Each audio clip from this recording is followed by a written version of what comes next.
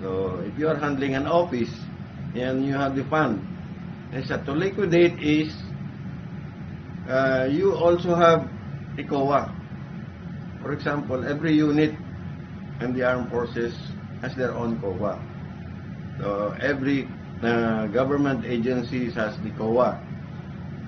And the COA is also mandated to study the liquidation of this fund to find out if these funds are spent properly. But the COA should maintain the confidentiality of the fund use because of, according to law, it cannot be divulged outside of that unless it is being done by the agency or authority concerned.